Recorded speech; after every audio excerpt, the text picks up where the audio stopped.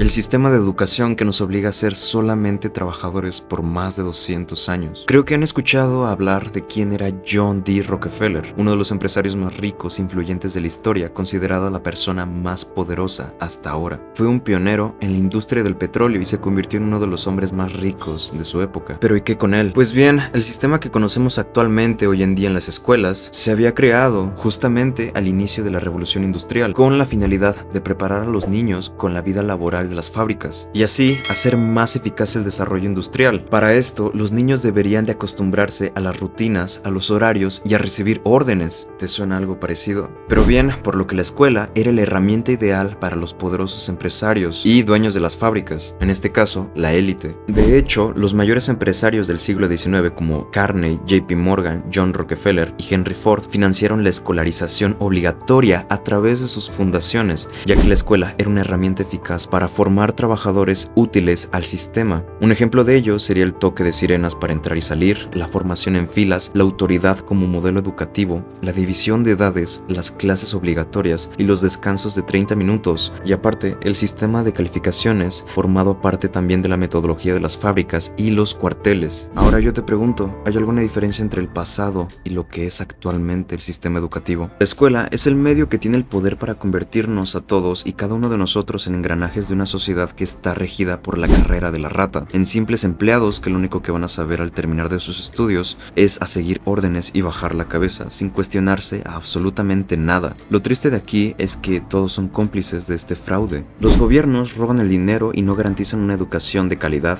las escuelas pagan a sus maestros salarios terribles y no innovan sus infraestructuras y metodologías. La forma de enseñar es dictatorial y no ha cambiado por más de 100 años. En sí, la educación debería de ser el factor más importante para el desarrollo de la sociedad, pero el sistema es más fuerte y en vez de forjar seres humanos con metas, no nos enseña lo que realmente es el valor, la espiritualidad y la independencia. Pero eso sí, los niveles de estrés, ansiedad y depresión son insostenibles. El mundo ha cambiado mucho más en los últimos 5 años que en los anteriores 50, pero el sistema educativo no ha cambiado en los últimos 200 años. Un sistema que estaba diseñado originalmente para llevar a las personas a las fábricas durante la revolución industrial, enseñando a la gente a no pensar, a seguir órdenes y a no equivocarse. Y es ahí en donde el sistema educativo falla, ya que todas las personas son diferentes. Esto hace que los alumnos no adquieran los conocimientos por sí mismos, es decir, que no dejen que piensen por sí solos. Y lo que es peor es que solo aprueben un tipo de inteligencia, que en su mayoría siempre es la lógica matemática, cuando realmente existen muchísimas otras hoy en día. Pero la culpa no es solamente del sistema y de los profesores, ya que los padres también tienen un gran porcentaje de responsabilidad. Y es que en la sociedad actual, los que son padres piensan que su única responsabilidad es proveer,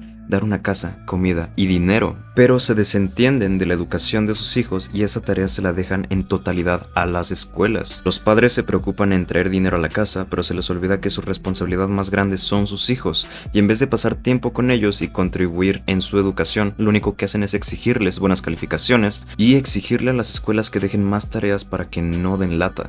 Pero seguramente podrás pensar que este problema solo ocurre en Latinoamérica o en México, o tal vez se descarte en países de primer mundo. Pero hablemos de Corea del Sur, el país con la mejor educación del planeta según la prueba PISA, pero con la mayor tasa de suicidios entre estudiantes. Sí, la educación en este tipo de países es muy avanzada, pero el nivel de exigencia raya en lo extremo, y de hecho los surcoreanos lo describen como militar. Sin embargo, como la sociedad le toma mucha importancia y piensan que eso definirá tu futuro, los estudiantes se sobreexigen tanto que terminan haciendo eso. Y si te quieres asombrar más, en este país el 50% de los jóvenes tienen ese tipo de pensamientos constantemente, cuestionando así si realmente deberíamos de seguir al pie de la letra este sistema, que está de más de decir que ni siquiera se preocupa por el estado emocional de sus estudiantes. Y si a esto le agregamos que a países como México, que la corrupción está por los cielos, se puede comprar títulos profesionales certificados a pocos metros de la Secretaría de Educación, no hay infraestructura suficiente en las escuelas de gobierno,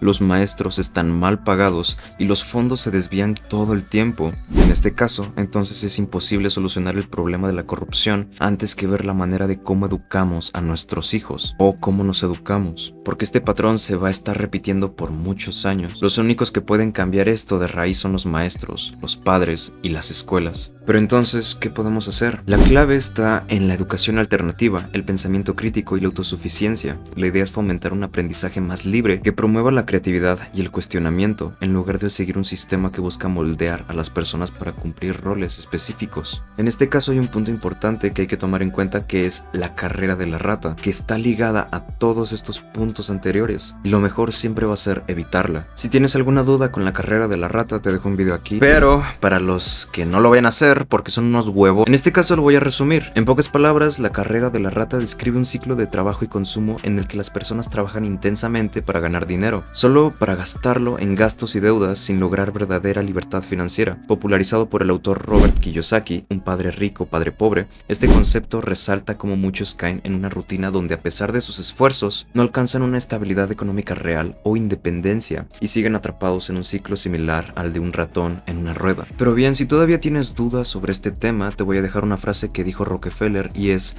yo no quiero una nación de pensadores, yo quiero una nación de trabajadores. Y a todo esto creo que le podemos dar sentido del por qué creó este tipo de sistema, al igual que todos los de la élite. Pero bien, aunque pareciera que este sistema nos hace que nos cargue la chingada, hay que tomar en cuenta de que tenemos opciones, y en este caso sería adaptarnos al sistema, o en este caso también podemos escapar de él. Lo más probable es que este sistema siga existiendo durante muchos años más, pero eso no va a depender de nosotros. Lo más sensato en este caso que deberíamos de hacer, ya sea siendo menores de edad o mayores de edad, pero al final de cuentas buscando esa libertad financiera y no entrar a ese ciclo de la rata, es cómo nos adaptamos o nos salimos completamente de ese sistema. ¿Por qué? Porque al final de cuentas no debes de esperar que el gobierno o el sistema te termine dando el éxito que tanto has trabajado durante muchos años y al final tal vez sea simplemente una decepción. ¿Por qué? Porque a muchísimas, por no decir millones de personas, les ha pasado lo mismo. Pero bien, entonces, ¿cómo salimos de ese sistema o cómo nos podemos adaptar a ello? En este caso vamos a tomar en cuenta estos puntos, que son: eres mayor o eres menor de edad, trabajas o no trabajas, tienes gastos o no tienes gastos. Y ahora me vas a preguntar, ¿por qué estas preguntas? Pues bueno, lo más probable es que si eres menor de edad significa que estudias, si eres mayor posiblemente trabajes, si no tienes trabajo lo más probable es que estés esperando una oportunidad para emprender o tal vez para usar un dinero guardado,